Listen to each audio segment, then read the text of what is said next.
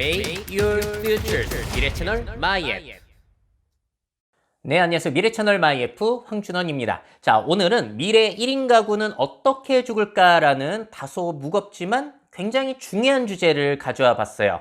자료들을 막 수집을 하다 보니까 내용이 굉장히 방대해져가지고 미래 특강으로 뺐고요. 그래서 특강 형식으로 조금 장시간 동안 말씀을 편하게 드릴까 합니다. 사실 미래 채널 마이F에서 미래 죽음에 대한 콘텐츠 몇 개를 올렸었는데요. 오늘은 차이점이 뭐냐면은 1인 가구의 죽음에 대해서만 알아볼 거예요. 그 중에서도 중점이 되는 것은 역시나 고독사에 대한 내용이 될 겁니다. 자, 이 고독사라는 것은 가족, 친척 등 주변 사람들과 단절된 채 홀로 사는 사람이 자살이나 병사 등으로 혼자 임종을 맞고 시신이 일정한 시간이 흐른 뒤에 발견되는 죽음을 고독사라고 합니다.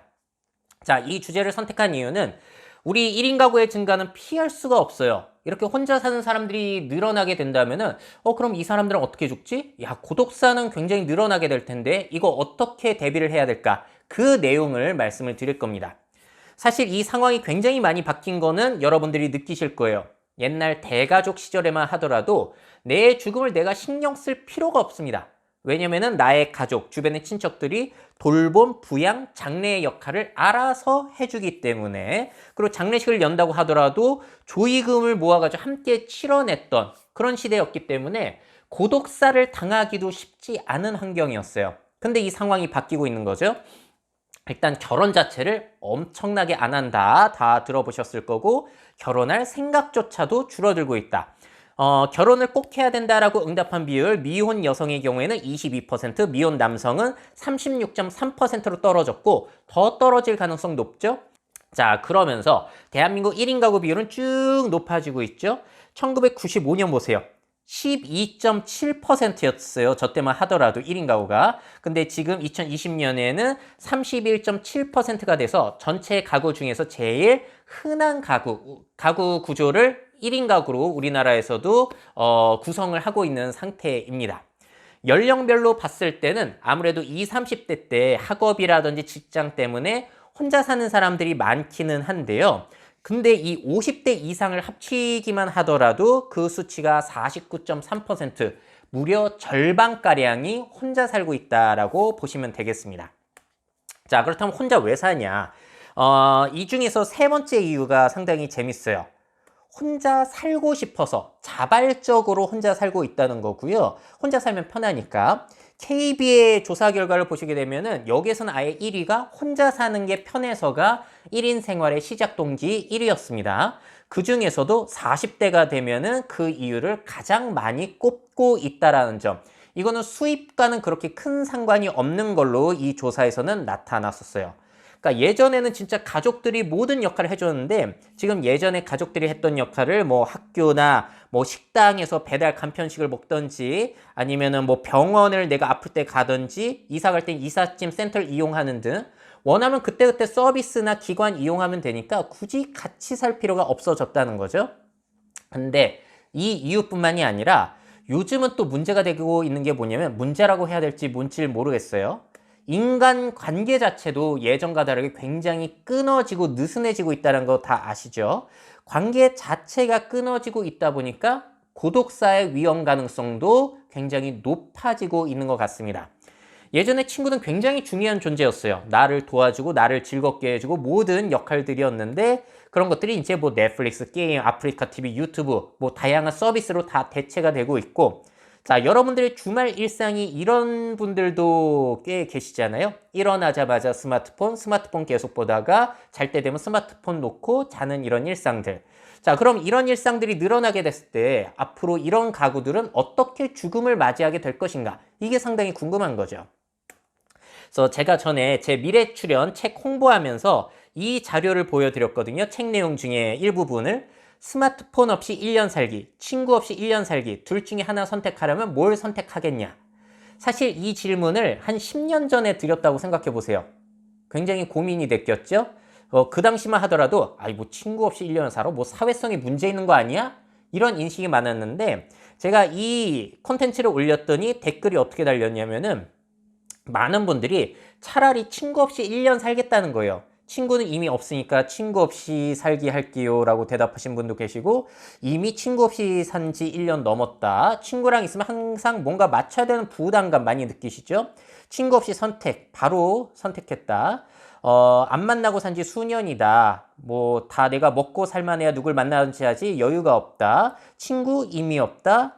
친구 없이 산지 10년 넘는 사람 널렸을걸요. 뭐 이런 댓글이 굉장히 대다수로 올라온 걸 또 확인을 할 수가 있었습니다. 그래서 제가 제 콘텐츠에서도 말씀을 드렸고 책에서도 써놨더니 많은 분들이 공감을 하시는 내용이 뭐냐면은, 미래 인간관계는 포스트잇을 닮아가고 있다는 거죠. 옛날에 인간관계는 좀 청테이프와 같은 관계였다면 요즘의 인간관계는 포스트잇을 닮아간다. 자, 청테이프 관계라는 것은 접착력이 강해요. 관계가 끈끈하다는 거죠. 그리고 그 관계를 뗄 때 굉장히 아픕니다. 재사용도 어렵고, 그리고 떼더라도 끈끈이 추억이라든지 아픔 뭐 이런 것들이 남아요. 포스트잇 관계 같은 경우에는 일단 친구 관계, 사람들과의 관계, 여러분들 직장 동료와의 관계도 생각해 보시면은 접착력이 굉장히 느슨해졌죠. 그리고 여러 번 붙였다 뗐다가 가능한 게 요즘 관계라는 거예요. 필요에 따라서. 떼더라도 흔적이 남지 않는 뭐 소위 말하는 쿨한 관계. 그래서 요즘 포스트잇 관계라는 것은 필요에 따라 그리고 취향에 따라서 맺는 가벼운 접촉 관계가 늘어가고 있다라고 말씀을 드리는데, 많은 분들이 좀 공감을 해주셨어요. 자, 그래서 요즘의 인간관계라든지 그런 것들을 보시게 되면은 편하고 덜 귀찮아졌어요. 근데 문제는 뭐냐면은 외로움, 노후 돌봄의 부재, 고독사 가능성이 증가하게 됐다는 거죠.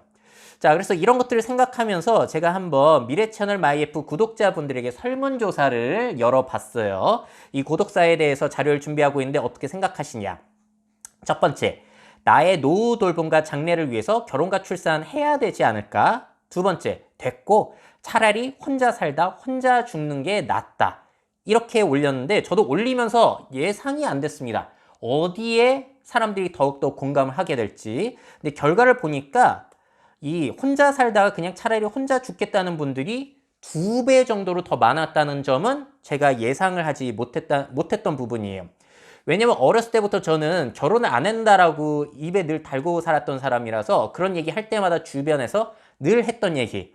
야, 그러면은 늙어서 외로울 텐데. 그럼 안 돼. 늙어서 이거 장래도 누가 해줘. 뭐 이런 얘기를 늘 들어왔기 때문에 전자에 투표하시는 분들도 굉장히 많을 줄 알았는데 예상외로 그렇지 않았다.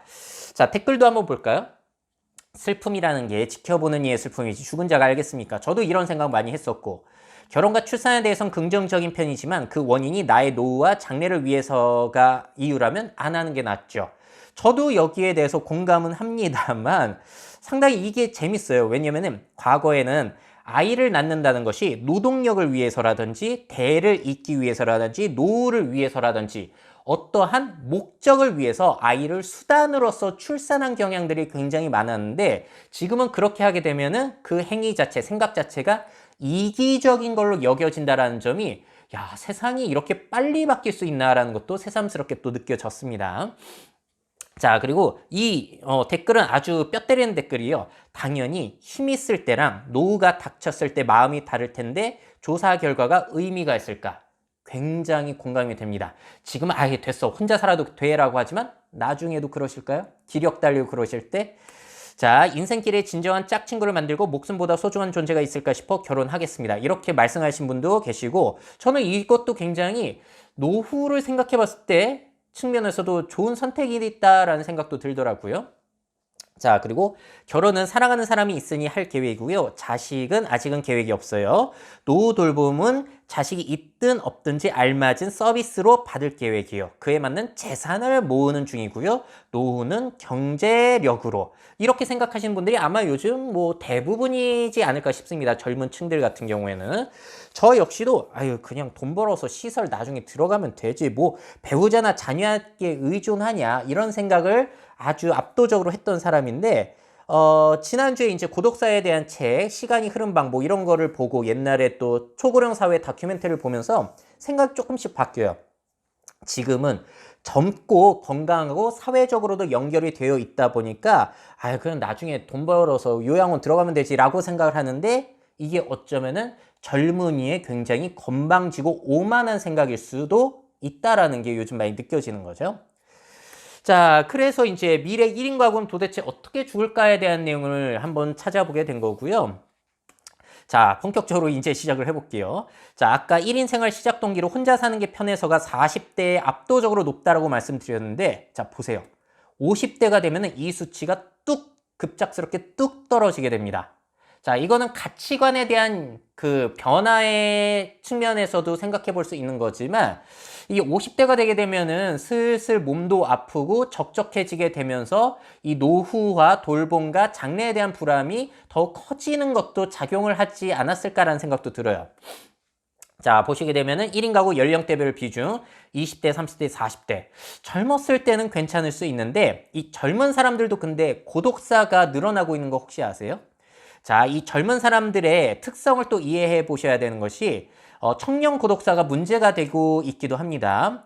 이 중앙일보 기사를 보시게 되면은 청년 독신 가구가 가족과 보내는 시간은 일일 평균 5분에 불과했다. 가족이 아닌 타인과 교류하는 시간은 이보다 긴 74분으로 나타나긴 했는데 다른 가구 유형에 비하면 이거는 55%에 불과한 수치라고 합니다.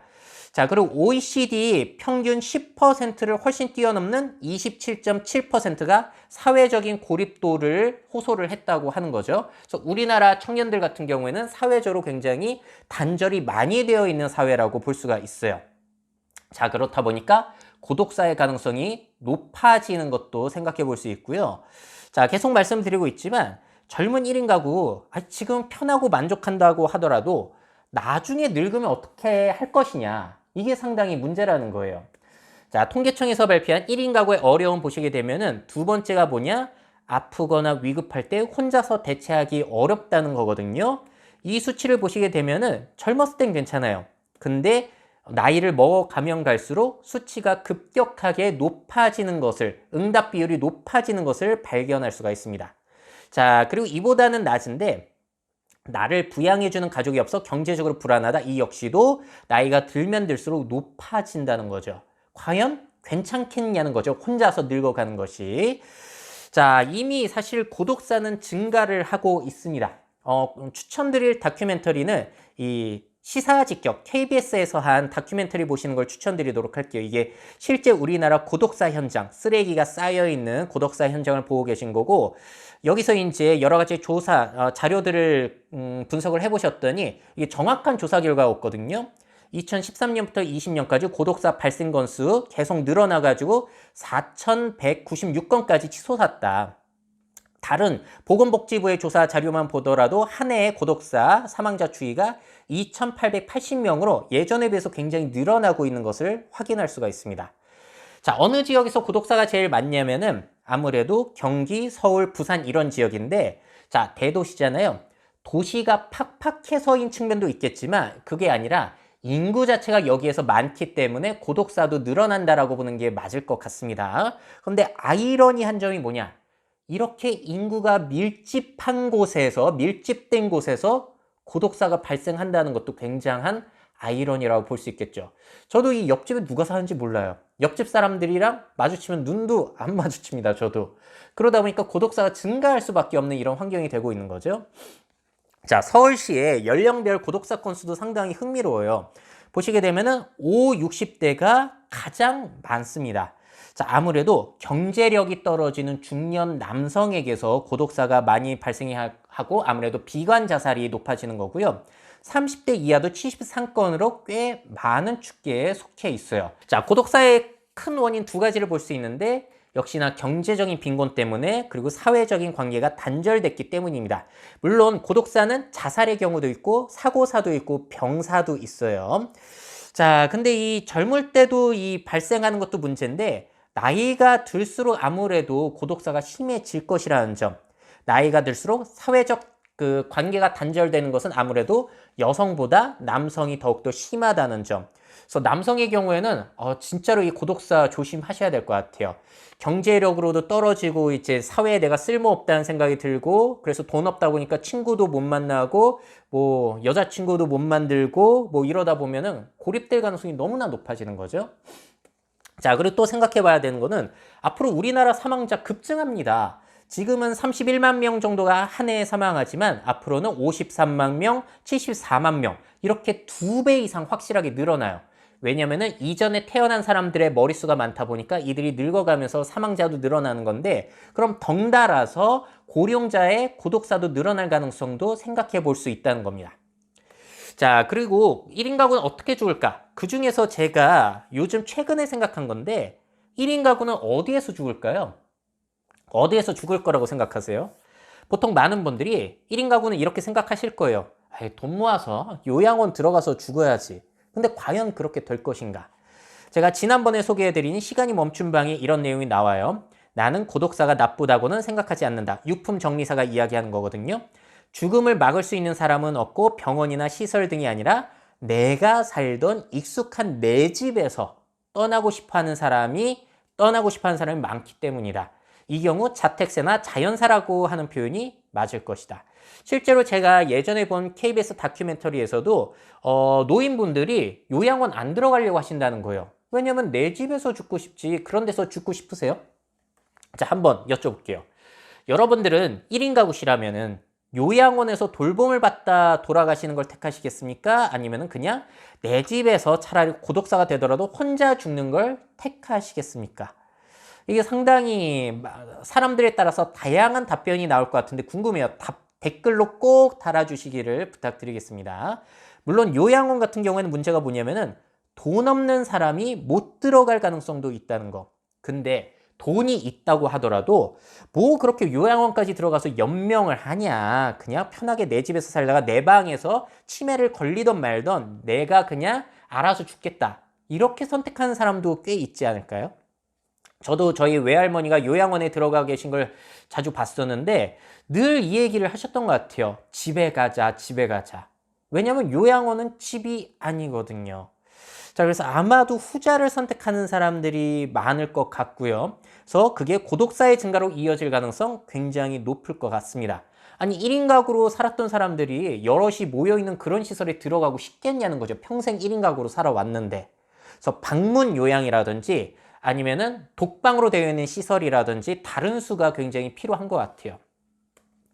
자, 그럼 이제 고독사를 방지하기 위한 노력들을 한번 알아보도록 하겠습니다. 굉장히 다양한 시도들이 일어나고 있어요. 저거는 시사직격팀에서 모아놓은 것인데 뭐 특별한 아이디어들은 별로 없습니다. 자, 아까 말씀드린 대로 고독사에는 2가지 큰 원인이 있죠. 경제적인 빈곤, 사회적인 단절인데 경제적 빈곤에 같은 경우에 제가 어떻게 다룰 만한 이야기가 없어요. 경제를 살려야 되는 거고 소득도 제대로 분배가 되어야 되는 거고 뭐 여러 가지 내용들, 기본소득을 생각해 볼 수도 있는 거고, 근데 다 너무나 어려운 이야기라서 제가 다룰 수 있는 것은 아닌 것 같고요.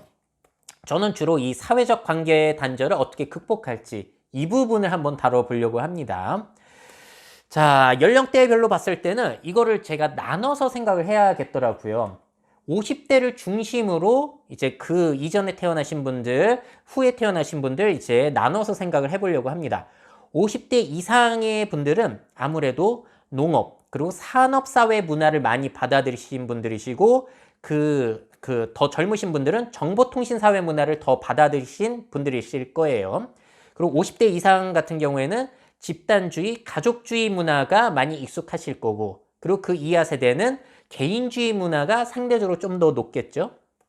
그래서 50대 이상 같은 경우엔 끈끈한 청테이프 관계에 더 익숙하다면은 지금 뭐 MZ세대라고 부르는, 그리고 40대까지 확장해 보자면은 포스트잇 관계, 내가 필요할 때만 연하게 느슨하게 연대를 갖는 이런 관계를 원하는 사람도 상대적으로 높을 수 있다.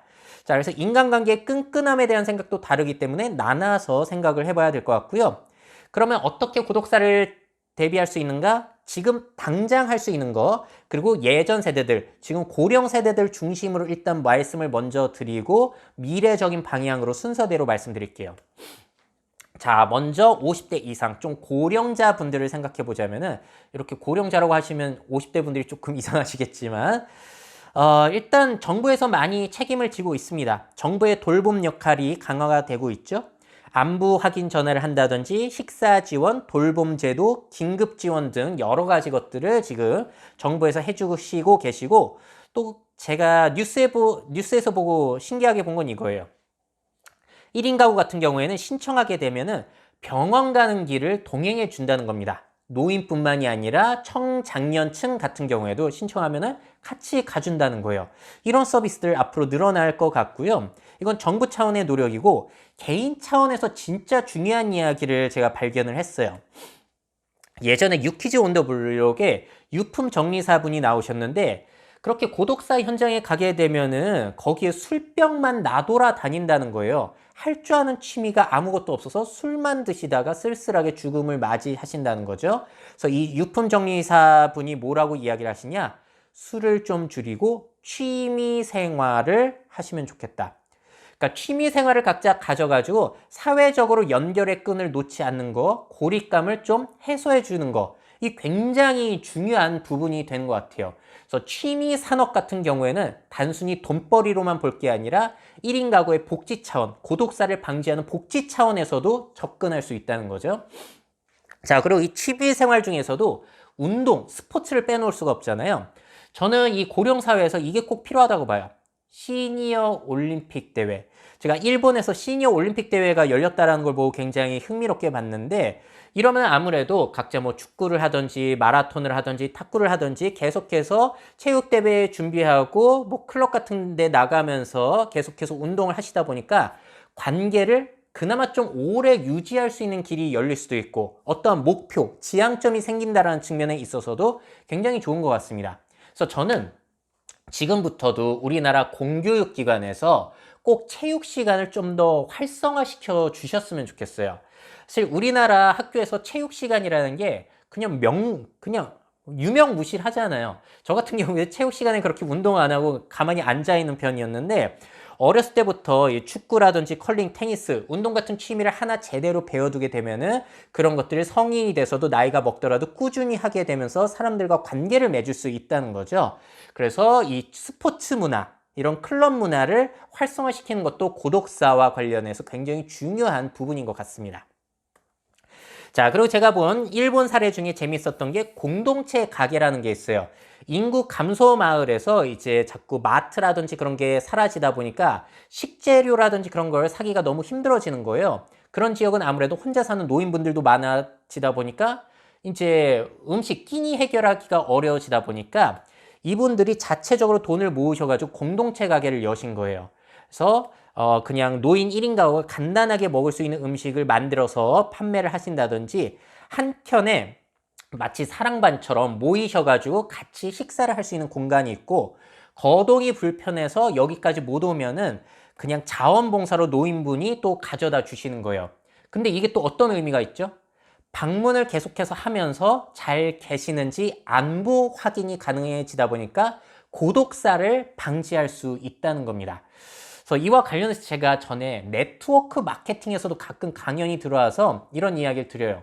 여러분들이 이제 대인 관계로 이제 판매라든지 그런 걸 하시는 거다 보니까 이런 고령화 사회 고독사를 방지하는데 여러분들이 일정 부분 역할을 하실 수도 있지 않냐.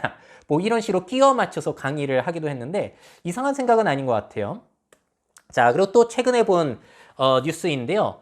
프랑스에서는 지금 슈퍼마켓에 수다 전용 계산대가 인기라는 보도를 봤어요. 그러니까 보통 계산대는 빨리빨리 계산만 하고 사라지게 되는데 저기에는 계산대 중에 몇 개를 수다 전용으로 붙여놓은 거예요. 그래서 이제 물건 사면서 계속해서 수다를 장시간 동안 떨 수 있는 겁니다. 점원이라. 그래서 여기 인터뷰 내용 보시면은 우리는 여기에서 환대를 받고 있습니다. 뒤에 서 있는 고객들도 다 알기 때문에 서로 불편해하지 않아요. 코로나19 때문에 사회적으로 고립된 사람이 많다 보니까 이런 걸 열었다는데 자, 앞으로 우리가 쿨한 관계들을 원하지만 지금 당장은 이렇게 끈끈한 관계를 원하는 사람들의 한정에서 이렇게 사회적인 단절을 줄여주기 위해서 자꾸 말을 걸어주는 가게 같은 것들도 굉장히 큰 역할을 할 수 있지 않나라는 생각이 들기도 했습니다. 자, 그리고 또 지금 당장 시행할 수 있는 게 이 쉐어하우스와 코하우징 문화라는 거죠. 낯선 사람들과 함께 사는 거예요. 그 중에서도 유명한 사례가 프랑스 코르카스용이라고 해가지고 독거 노인들과 주거가 불안정한 대학생들이 동거할 수 있도록 연계해주는 프로그램이에요. 그러니까 노인들 같은 경우에는 비어있는 방을 이제 저렴하게 임대해 주는 거고요. 한국에서도 하는 거를 제가 봤는데 아직까지 잘 되고 있는지 모르겠습니다. 근데 이게 문제는 프라이버시를 중시하는 젊은 친구들에게 쉬운 일은 아닐 거라는 거. 자, 하지만 이제 서울 지역에서 특히나 자취하려면 비용이 높기 때문에 서울 지역에 계시는 방 남는 고령 1인 가구들 같은 경우에는 진짜 저렴하게 방 빌려주고 이렇게 같이 사는 거. 이걸 원하는 학생도 덜어 있을 수는 있겠다라는 생각이 들기도 해요. 그래서 이런 거를 연결해주는 협회까지도 프랑스에 이렇게 홈페이지가 있습니다. 자, 이거는 노인들과 젊은 사람들을 연결해 주는 거고, 젊은 1인 가구들 같은 경우에는 아예 젊은 사람들끼리 모여 살고 싶을 때니 그런 것을 목적으로 해서 에피소드 성수라고 하는 이런 공유 주택이 생겨나서 제가 많이 소개해 드렸죠. 각자의 방은 따로 있고요. 공용 거실, 주방 같이 쓰고 세탁소 같이 쓰고 뭐 창고 같이 쓰면서 마주치면서 자꾸 이야기하고 이제 사교를 하는 거예요. 느슨한 연대 관계를 갖는 거죠. 그러다 보니까 아무래도 고립감도 줄어들 수 있겠고 고독사의 가능성도 상당히 줄일 수가 있다라는 거. 자, 그리고 지금 당장 해볼 수 있는 것은 역시나 반려동물 가족을 입양을 하는 겁니다. 자, 많은 분들이 지금 이미 하고 계실 텐데 뭘 말씀드리고 싶냐면은 이게 분명히 고립감 해소에는 도움이 될 거라고 봐요. 근데 문제는 뭐냐면은 내가 갑자기 쓰러지거나 했을 때 고독사를 막아주진 못한다는 거죠. 우리 강아지, 고양이가 응급실에 전화를 하거나 119에 전화를 해줄 수는 없다 보니까. 근데 거기에서 멈추는 게 아니에요. 또 어떤 현실적인 문제가 있냐면은 내가 강아지나 고양이를 기르다가 혼자 죽었다고 생각을 해볼게요. 그러면은 나의 강아지, 고양이가 굶어 죽을 수도 있다는 것도 생각해 볼 수 있겠고요. 더욱 끔찍한 게 뭐가 있는지 아세요? 내가 이제 혼자 이렇게 쓰러져 있고 강아지, 고양이가 배고프면 어떻게 될까요? 내 시신을 아마 뜯어 먹을 겁니다. 그런 끔찍한 꼴을 당하고 싶지 않으시다면은 이 반려동물 가족 같은 경우에는 상당히 신중해서 선택을 하셔야 되는 거죠. 자, 그리고 지금 당장 기술을 이용한 돌봄이 있는데 바로 안심폰과 돌봄 플러그 이런 것들이에요. 인천시에서 하고 있다고 하는데요.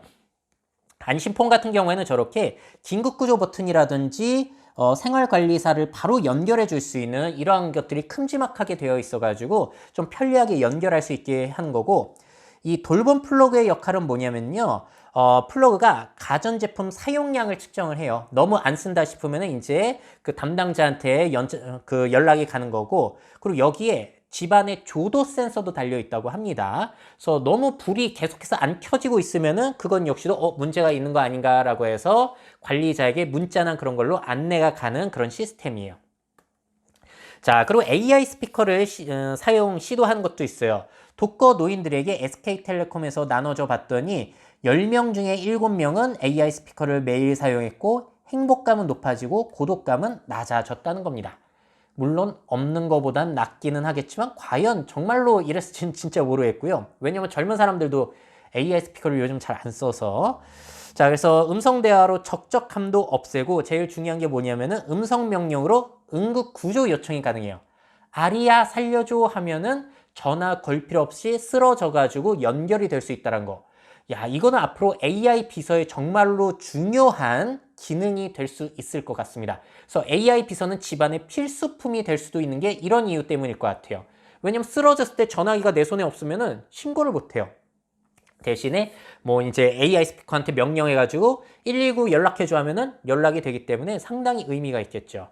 이런 시도도 있습니다. 48시간 동안 반응 없으면은 방문 관리사에게 경고가 된다고 해요. AI 스피커가 반응 없으면은 말했는데. 자, 그리고 아예 AI 기능이 들어간 로봇 인형을 보급해 주기도 하죠. 이런 걸 나눠줘서 활동감지 모니터링 기능으로 쓰기도 하고, 또 이런 걸 나눠줘서 움직임이 감지가 안 될 때는 그 담당자에게 통보가 될 수 있게끔 이런 시도들이 계속 이어지고 있는 게 현재의 시도입니다. 근데 여러분들 이런 로봇 인형 보급에 대해서 어떻게 생각하세요? 라고 제가 강연에서 많이 여쭤보면은 많은 분들이 괜찮은 것 같다라고 대답을 하세요. 근데 이 질문을 이렇게 바꾸면은 대답이 달라지세요. 내가 늙었을 때 이런 로봇을 받으면 어떤 느낌일까요? 그럼 보통 어떻게 대답을 하시냐면은 저렇게 되기 전에 죽어야죠. 차라리 그냥 먼저 죽을래요. 끔찍해요. 뭐 이런 식으로 대답이 달라지신다는 거예요. 그러니까 젊을 때는 늙었을 때 어떤 느낌이 될지 생각을 못 하시는 그런 사례가 굉장히 많은 거고, 제가 이런 미래 복지와 관련해서 가끔가다 세미나나 강의 참여를 할 때가 있는데, 예전에 세미나에서 사회복지학과 교수님에게 한번 여쭤봤어요. 혹시 이 효돌 인형, 이 돌봄 인형 실제로 나눠줬을 때 노인분들 반응이 어때서요? 라고 여쭤봤더니 이렇게 말씀하시더라고요. 딱 정확하게 반반 정도 나뉘는 것 같다. 반은 괜찮은 것 같다라고 대답을 하는데 나머지 반은 기분 나빠하신다는 거예요. 날 뭘로 보고 이런 걸 주냐? 이런 반응이 있다는 겁니다. 여러분들이 늙었을 때 받으시면 어떠실 것 같으세요? 이런 것도 생각을 해보셔야 되겠죠? 자, 그리고 요즘 시도가 되고 있는 건 이런 거예요. 안심 전화를 이제 사람이 해주는 게 아니라 독거 노인들에게 AI가 전화를 걸어가지고 안부를 묻는 겁니다. 이거 SK에서 시도를 한 거고 네이버에서도 지금 시도를 하고 있는데 부산 해운대구에서 야, 생사 여부를 묻는 것도 사람이 아니라 이제 AI인 거예요. 자, 이 기사 내용 보시게 되면은 식사를 했는지, 잠은 잘 잤는지, 건강 어떤지 친근한 목소리를 물어보고요. 시범 서비스를 받고 있는 홀몸 주민 100명을 대상으로 조사를 해봤더니 90%가 높은 만족도였다. 정말로 그럴지 너무나 궁금한 부분이에요. 저는 이런 생각이 들어요. 어른들 같은 경우에는 처음에는 신기해서 받다가 나중에 이제 걸려면 아유 됐어 뭐 AI 그러고 아예 안 받을 가능성이 저는 굉장히 높을 것 같은데 실제로 알아봐야 될 것 같고요. 10명 중 7명 이상이 대화가 자연스럽고 재밌다라고 답했다. 자, 이게 앞으로 우리의 미래일까요? 1인 가구들은 앞으로 이제 AI의 전화를 통해서 생사를 알려야 하는 이런 시대가 되는 걸까요? 이게 우리가 바라는 미래일까요? 없는 것보다 낫겠지만 씁쓸함이 남아있죠. 자, 이번엔 좀 더 미래적으로 가볼게요. 지금의 노인분들 말고 정보통신사회 문화, 개인주의 문화, 포스트잇 관계에 익숙한 다소 젊은 분들 같은 경우에는 뭐 미래 혼자 죽기 싫으면 결혼과 출산을 하라고 했을 때 뭐 들으실 분들도 아니고 이미 혼자 살기로 결심을 했고 혼자 사는 게 익숙한 분들이시기 때문에 이분들을 위한, 그리고 좀 느슨한 관계를 좋아하는, 포스트잇 관계를 좋아하는 이분들을 위한 대책이 또 따로 필요하다는 거죠. 나중에는. 자, 일단 포스트잇 관계에 대해서 좀 더 생각을 해봐야 될 것 같아요. 자, 포스트잇 관계를 선호하시는 분들에게는 끈끈하게 사람들이 자꾸 찾아오고 그런 것보다, 자꾸 모임을 적극적으로 만드는 것보다는 필요에 따라서, 취향에 따라서 그때그때 가볍게 뭉치는 이런 것들이 많이 필요해질 거예요. 가볍게 뭉칠 수 있는 관계 중에 이런 게 있죠. 크루 문화 같은 것들, 뭐 러닝 크루라고 해가지고 조깅할 때만 모여가지고 이제 함께 운동을 한다든지, 아니면 취향에 맞는 주제를 찾아가지고 그때그때 2주에 한 번 모여가지고 대화를 한다든지, 취미생활 찾아가지고 같이 활동을 한다든지, 같은 책 취향에 맞춰가지고 2주에 한 번, 1주에 한 번 모여가지고 이야기를 한다든지, 이런 모임들, 서비스들이 앞으로 활성화가 될 가능성이 저는 높다고 봅니다. 근데 예전과 다른 점이 뭔지 지금 파악이 되셨나요? 예전과 다른 점은 뭐냐면은 요즘 이러한 문화들 같은 경우에는 가보시게 되면은 나이와 직업을 묻는 게 실내예요. 아예 그냥 규정으로 나이와 직업을 묻는 걸 금지한다라고 하는 쪽도 있습니다. 그러니까 확실히 예전에 비해서는 프라이버시를 중시하고 끈끈한 관계를 좀 사전부터 차단하는 그런 느낌이 있다라는 거. 근데 이런 걸 선호하는 사람이 늘고 있다는 게 시사점이고요. 두 번째 다른 점은 뭐냐면은 예전의 모임은 지인에 따라서 이제 아름아름 해가지고 이렇게 모였잖아요. 친구, 동생, 동네 후배 뭐 이런 걸로 해가지고. 근데 이런 모임들은 보통 돈 주고 내가 돈 주고 참여하는 모임이라는 거. 돈 주고 깔끔하게 끝내는 모임이라는 거예요. 그래서 이런 것들이 앞으로 늘어가고 사회적으로 굉장히 중요한 역할을 맡을 수도 있겠다라는 생각이 들었고요.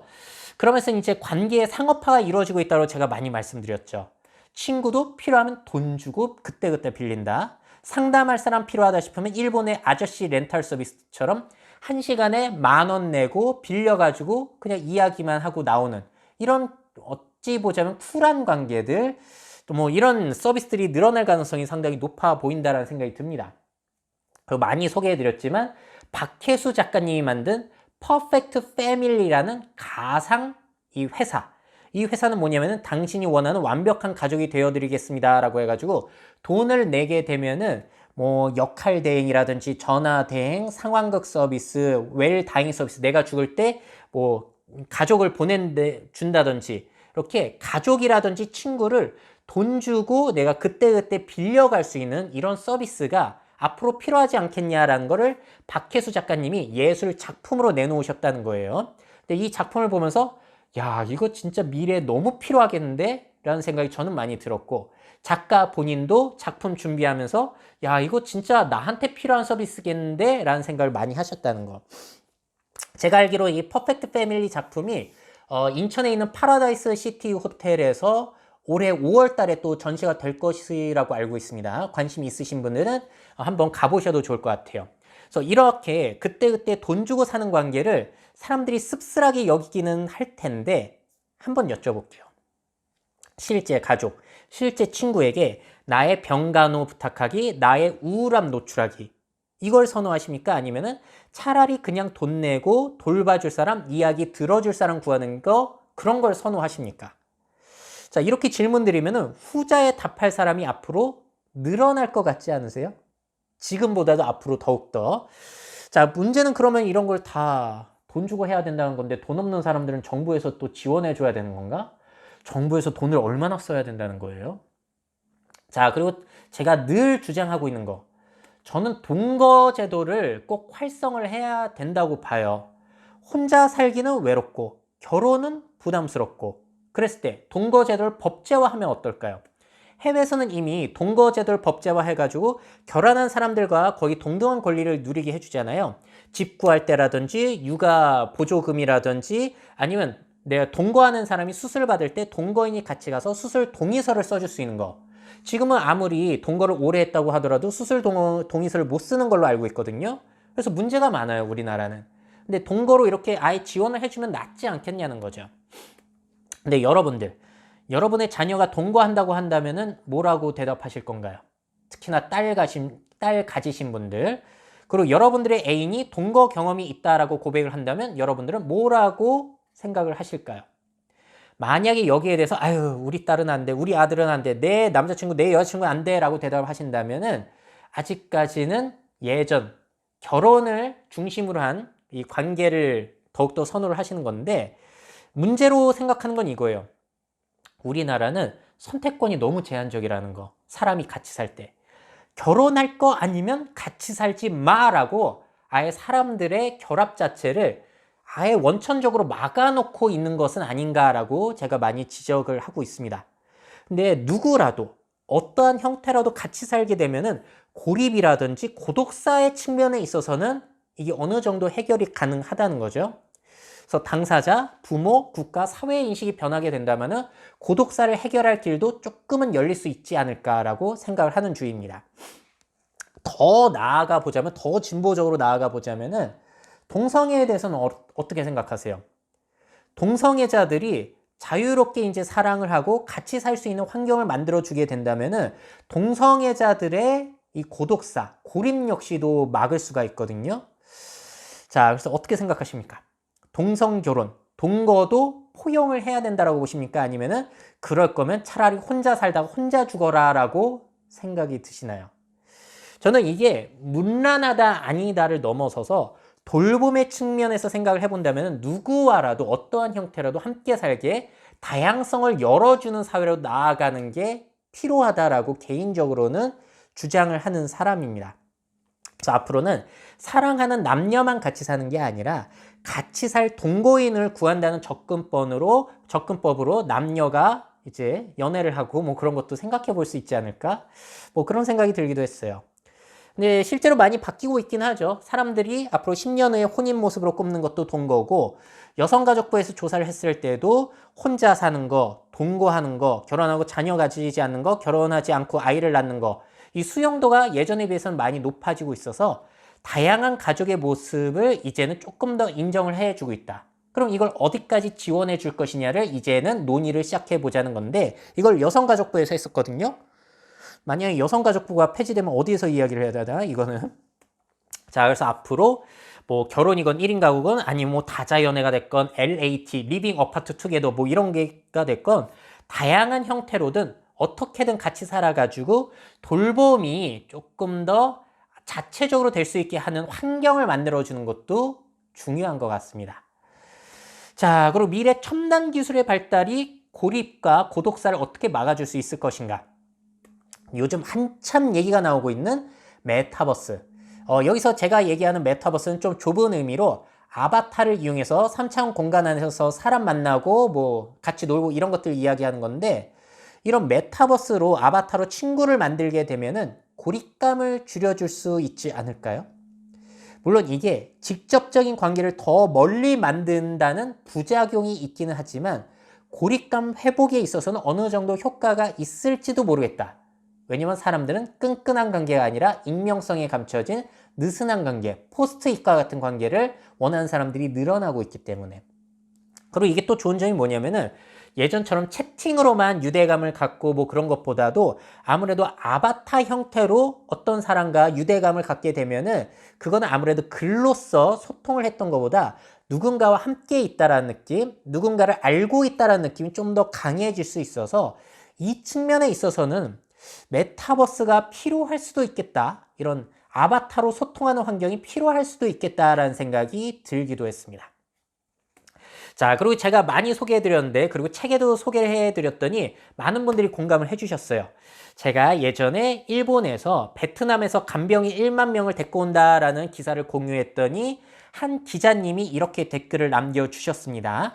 빨리 로봇이 발달해서 나를 돌봐줬으면 좋겠어요. 그래서 제가 여쭤봤죠. 아니, 그래도 로봇보다는 사람이 돌봐주는 게 좋지 않아요? 라고 했더니 이분이 뭐라고 대답을 하셨냐면은 로봇은 판단을 하지 않잖아요. 외국인이 나를 불쌍하게 여기는 게 더 싫어요. 라고 대답을 하셨다는 거.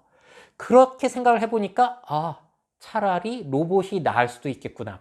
앞으로 1인 가구가 미래 사회에서 이제 로봇을 사람보다도 나의 돌봄을 해주는 그 개체로 더욱더 선호를 할 수도 있겠구나라고 느낀 사건이었습니다. 자, 그래서 대표적인 영화로는 로봇 앤 프랭크라고 해가지고 나이 드신 노인을 위해서 아들이 저런 돌봄 로봇을 갖다 주는데 처음에는 굉장히 탐탁치 않게 생각하다가 우정을 쌓게 된 이 내용이 나오거든요. 궁금하신 분들은 꼭 보시기를 추천드릴게요. 그리고 지금 당장 우리가 이용할 수 있는 서비스는 이런 게 있습니다. 로미, 오하요. 오하요, 아이ちゃん. 今日仕事で褒められたんだ。よかったね. 아이ちゃん, いつも 자, 저 로봇이 아이들을 위해 만든 게 아니라 혼자 사는 젊은 여성들을 위해서 아예 만든 거예요, 타겟을. 그래서 혼자 사는 여성들이 감성 대화를 저렇게 로봇과 나눌 수 있게 해주는 거죠. 저 로봇은 대화에 아예 특화가 되어 있기 때문에 저렇게 연애 상담이라든지 그런 것들 물 흐르듯이 잘 된다라고 홍보를 했던 제품입니다. 그럼 연애 상담도 뭐 혼자 저렇게 하고 있으면 고립감은 줄어들 수 있겠죠. 강아지, 고양이의 문제는 이제 해결이 될 거예요. 내가 죽었을 때 강아지, 고양이가 나를 뜯어먹는 그런 문제는 많이 줄어들겠죠. 자, 그리고 흥미로운 사실. 삼성전자에서도 계속 미래 비전으로서 로봇 가족을 만들어 주려고 하고 있다라는 거. 자, 로봇이 여러 가지 일을 대신해 주기도 하고 저렇게 디스플레이 안에 AI 아바타가 나와 대화를 하고 필요한 것들을 도와줄 수 있다라는 거. 이게 삼성에서 계속 선보이고 있는 미래 비전이에요. 삼성전자가 여러분들에게 가족을 만들어서 판매를 할 것이다. 자, 그리고 이제 테슬라 같은 경우에도 자동차에서 멈추는 게 아니라 세계 최대 로봇 회사를 목표로 하고 있잖아요. 그래서 앞으로 저런 테슬라 봇을 만들어서 여러분들의 집안일도 맡아서 할 수 있게 해주겠다. 그러면은 테슬라의 전략을 쓰면 이렇게 되는 거죠. 집집마다 저런 로봇을 만들어서 판 다음에 거기에서 쌓인 데이터들을 모아가지고 중앙에서 AI 학습시켜서 기능을 향상시킨 다음 OTA로 또 보내가지고 또 지능이라든지 기능이 향상이 되는 이런 것들을 목표로 해볼 수가 있는 거고요. 또 영화에서 나오는 것처럼 블레이드 러너에서 이렇게 가상의 비서와 홀로그램으로 대화하고 사는 거, 영화 허에 나왔던 것처럼 인공지능과 감정적인 교류를 하는 거, 사랑을 느끼는 것도 생각해 볼 수가 있겠죠. 자, 실제로 많이 보여드렸지만 저 게이트 박스 같은 경우에는 뭐 일본에서 꽤나 성공적으로 팔렸던 것 같아요. 저렇게 하면은 그래도 1인 가구의 고립감을 많이 줄여줄 수 있지 않을까라는 생각이 들고요. 실제로 그래서 결혼한 남성도 제가 많이 소개를 해드렸습니다. 콘도 아키코상. 그래서 저렇게 결혼식 모습도 나와 있는데 저걸 보여드리면 많은 분들이 굉장히 이상하게 보시고 놀리시고 하찮게 보세요. 근데 저는 이걸 이상하게 보지는 않습니다, 사실. 왜냐하면 미래에 이런 게 늘어날 것이라고 보기 때문에. 여러분들이 이상하게 보이신다면 저거는 아무래도 저기에 애니메이션 캐릭터가 들어가서 오타쿠처럼 보여서 그럴 거예요. 근데 우리나라에서는 만약에 내가 가장 좋아하는 연예인과 함께 살 수 있다면, 그리고 또 요즘 많이 시도하고 있는 것처럼 먼저 세상을 떠난 가족, 뭐 어머니, 아버지건 뭐 배우자던 그런 가족을 데이터로 부활시켜서 자연스럽게 대화를 하면서 살 수 있다면 굳이 사람이 또 필요할까요?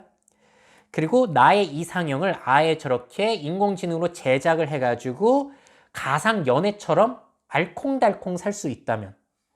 자, 그리고 이건 많은 분들이 좀 싫어하실 수도 있는데 나의 이상형을 로봇 형태로 만들어서 성욕까지 해소할 수가 있다면, 성욕까지 실감나게 해소가 될 수 있다는 거거든요.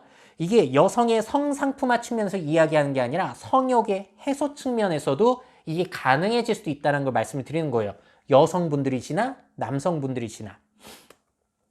자, 그래서 이런 것들이 발전하게 되면은 기술이 발달해서 대화도 잘 통하고, 그리고 만약에 내가 쓰러졌을 때 그런 것들을 알아서 AI가 판단해서 신고도 가능하고 나의 유언도 다른 사람에게 전달해 줄 수 있다면 어떠세요? 그러면 여러분들은 AI랑 동거하실래요? 그래도 사람이랑 동거하실래요? 굉장히 이거는 발전 가능성이 높아 보이지 않으세요? 혼자 있는 사람들이 이제 사람이 없더라도 나와 이야기가 잘 통하고 응급 상황에서 뭔가 신고도 가능한 그런 AI 뭐라고 해야 되죠? 동거 존재가 생긴다면 괜찮을 수도 있겠다. 그래서 아이러니하게도 이러한 기술적인 발전이 미래 먹거리가 될 수도 있다는 거. 왜냐면 나의 동거 서비스 이거 끊지 않으려면 매달 구독요금 내야 될 수도 있거든요. 클라우드 이용해야 되고 OTA 구독요금도 내야 되기 때문에. 그래서 이런 거 한국에서 잘 발달시키면은 나중에 해외에 수출할 수도 있겠죠. 왜냐면 우리나라만큼 1인 가구가 급격하게 늘어나고 인간관계가 급격하게 단절되는 나라도 많지 않기 때문에 우리나라에서의 필요성이 제일 많다 보니 제일 먼저 생겨나고 나중에 넘어갈 수도 있겠다. 지금은 일본이 앞서가고 있지만 따라잡을 수 있다는 얘기예요. 자, 근데 여기서 문제는 뭐냐? 유명한 심리 실험이 있죠. 해리 할로우의 원숭이 애착 실험. 자, 한 가짜 엄마는 그냥 포근한 헝겊으로 씌워놨고요. 거기에는 우유가 없어요. 하나는 그냥 쇠망으로 해놓고 먹이, 우유를 달아놨더니 원숭이가 보통 어디에 달라붙어 있다? 포근한 저런 헝겊에게 늘 달라붙어 있고 필요할 때만 몸을 쭉 늘여가지고 새 엄마한테 가서 새철창 엄마한테 가서 먹이만 저렇게 빨고 있더라. 그러니까 결국에는 사람한테는 단순히 배만 불리고 어떤 기능적인 것만 충족해서 끝나는 게 아니라 저렇게 따뜻한 손길, 포근함 같은 것들이 굉장히 중요하다는 겁니다. 우리들 영장류에게 있어서.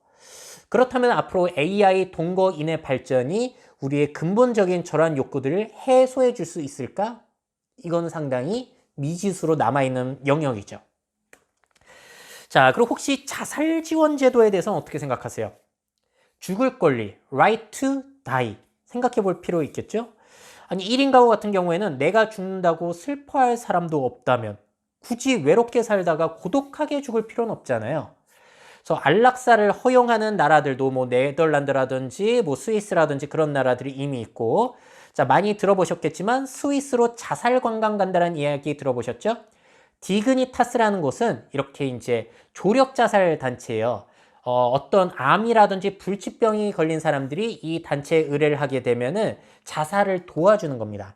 근데 이분들이 죽여주는 게 아니라 스스로 약을 먹어야 되는 거고 그 장면을 또 스스로 죽었다는 걸 촬영하기 위해서 다 촬영을 해요. 근데 들어보니까 대부분은 이런 데 신청해서 자살하러 간다고 하더라도 대부분 포기를 직전에 한다고 합니다. 자, 그리고 또 재미난 기계를 봤는데 사르코라는 기업에서 만든 자살 캡슐이에요. 저기에 들어가서 내가 버튼을 누르면은 질소가 주입이 돼가지고 산소 농도가 30초 동안에 1%로 급격하게 떨어져가지고 저산소증으로 아주 편안하게 죽을 수 있다는 겁니다. 멍한 상태가 돼가지고 10분 만에 인생을 끝낼 수가 있다는 거예요.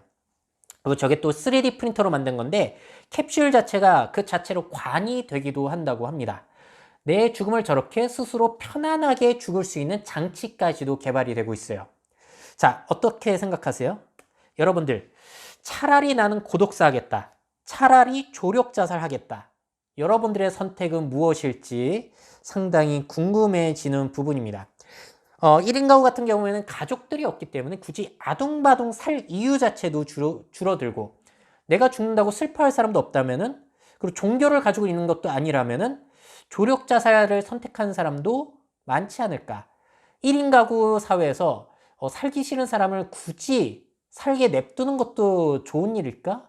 뭐 이런 것도 생각하게 돼요. 자, 그래서 미래의 1인 가구 사회에는 이 well die, 나의 죽음을 어떻게 잘 죽게 마련할지, 그러니까 패러다임 전환이 되는 게 예전은 내가 준비하는 죽음이 아니었다면 지금은 기다리던 죽음이었다면 지금은 기다리던 죽음에서 내가 스스로 준비하는 죽음으로 바뀐다는 거죠. 근데 나의 well dying을 준비하려면 일단 제일 잘 죽는 게 고급 요양원에 들어가는 걸까요? 요양원도 이제 경제력에 따라서 수준이 엄청나게 달라질 거예요. 그럼 나중에 이런 게 되는 거죠. SNS, 인스타그램을 통해서 고급 요양원 들어가서 인증샷 날리고 뭐 이런 것들. 그런 것들 이제 사람들이 뭐, 아, 영철이는 저기 들어가서 잘 사네. 나는 골방에서 이게 뭐냐라고 하면서 비관하게 되는 이런 사회가 되지는 않을까. 자, 또 이제 관계를 이제 돈 많은 사람들은 더 좋은 관계를 고급 사람들을 고용해가지고 좀 편안하게 죽을 수도 있겠고요. 첨단 기술 같은 걸 살려도 돈이 필요할 거고 저런 자살 캡슐 이용할 때도 아무래도 편안하고 아주 최첨단 장비일수록 돈이 많이 들어갈 거예요. 결국에는 아니 그럼 미래에 잘 죽으려면 돈이 많이 필요하다는 거 아니에요? 결혼 안 하고 관계 끊어진 사람이라면 돈이라도 많이 벌어놔야 된다는 겁니다. 자, 그래서 만약에 이러한 생각 때문에 돈을 많이 벌어야겠다라고 결심을 한 사람이라면은 이러한 현타가 올 수도 있어요. 뭐야? 결국 늙어서 잘 죽을 돈 벌려고 지금 이렇게 아둥바둥 돈 벌고 사는 거야? 이러한 현타가 올 수도 있다는 거. 참 이게 인생이 뭔지 저는 요즘 많이 생각하게 되는 것 같아요. 자, 그럼 마지막 정부의 역할은 어디까지 해야 될 것인가? 초고령 사회, 1인 가구 사회에서 한국 정부는 얼마나 지원을 해줄 수 있을 것인가? 예전에 제가 가족 난민이란 책을 소개해드린 적이 있는데 이 저자는 이렇게 이야기를 해요. 가까운 미래에 시청과 같은 관공서에 고립사 매장과가 신설되어 고립사로 인한 사후 대응이 일상 업무로 자리 잡게 되는 시대가 오리라 생각한다. 자, 실제로 영국에서는 외로움 담당 장관을 이렇게 임명해서 화제가 되기도 했죠. 시사 직격에서 인터뷰한 내용 보니까 정부가 해온 일 중 하나는 사람들이 외로움을 쉽게 이야기할 수 있도록 외로움에 대한 낙인을 없애려고 노력하는 것입니다. 일본에서는 최근 코로나 속 극단 선택 고독사가 증가하다 보니까 고독 고립 대책 담당실을 신설하기도 했습니다. 대한민국 정부도 앞으로 이런 노력들을 계속 해갈 거예요. 실제로 2021년 4월 1일에 고독사 예방 및 관리에 관한 법률이 시행이 시작이 됐습니다. 그래서 많은 지원이 앞으로 있을 것이고 근데 문제로 예상이 되는 건 또 이런 거예요. 가족 난민에 나온 얘기인데 배우자가 있는 기혼 커플과 싱글 사이에 사회적 격차가 발생을 한다. 예를 들어 결혼 후 자녀 양육과 교육을 책임졌던 기혼 부부들은 그들의 자녀가 훗날 고령 세대를 돌봐야 한다는 사실에 의문을 품을 수 있다. 반대로 자녀가 없는 사람들은 자신의 세금으로 육아를 지원한다는 사실에 불만을 품는 경우도 생각해 볼 수 있다. 아니 도대체 우리 돈으로 1인 가구를 어디까지 지원해 줘야 되는 거야? 이러한 불만의 목소리들, 갈등. 자, 특히나 우리나라 같은 경우에는 초고령 사회로 진입을 급격하게 하고 있기 때문에 국가의 지원에도 한계가 많을 거고요. 특히나 저출산 때문에 앞으로는 부양할 사람보다 부양받을 사람이 많아지는 그런 사회가 될 겁니다. 그러면 세금 내는 젊은 층들의 경우에는 1인 그 고령자들을 위해서 어디까지 지원을 해줘야 되냐? 그리고 결혼한 사람들은 우리는 결혼해서 우리끼리 잘 사는데 어디까지 우리가 세금을 내서 1인 가구를 지원해야 되냐? 갈등이 생길 수밖에 없지 않겠어요? 그래서 이런 것들을 잘 사회가 합의를 봐야 될 것 같습니다. 자, 이렇게까지 해가지고 1인 가구는 어떻게 하면 잘 죽는 걸까? 제가 정리한 자료들을 보여드렸어요. 어떻게 하면 잘 죽는 걸까요? 가족은 아니더라도 주변에 친한 사람들이 챙겨주는 그런 죽음이 잘 죽는 걸까요? 아니면 럭셔리 요양원에 들어가서 부러움을 사면서 죽는 게 잘 죽는 걸까요? AI나 로봇 등 첨단 기술로 바로 발견될 수 있는 죽음, 이게 잘 죽는 걸까요? 1인 가구 증가 시대에 우리는 죽음과 관련해서 뭘 대비해야 될지 굉장히 중요한 부분인 것 같습니다. 메타버스, NFT보다 이런 게 훨씬 중요한 건데, 자, 그래서 아이러니하게도 이게 미래 먹거리, 유망 산업, 유망 직업이 될 수도 있는 거고요.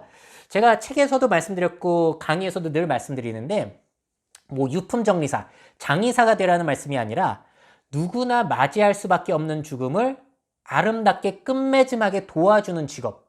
앞으로 이것보다 중요한 산업과 직업이 있을까요? 한번 생각해 보시면 다양한 아이디어들이 떠오르실 수 있을 것 같습니다. 자, 그러면 어떻게 보셨는지 다양한 댓글들 보시면서 함께 소통할 수 있었으면 좋겠습니다. 자, 오늘의 미래특강 여기에서 마무리 짓도록 하죠. 미래사회 변화를 업데이트하고 싶으신 기업 및 기관, 그 밖에 미래 트렌드 교육이 필요하신 분들은 myf21 네이버닷컴 이메일로 연락주세요.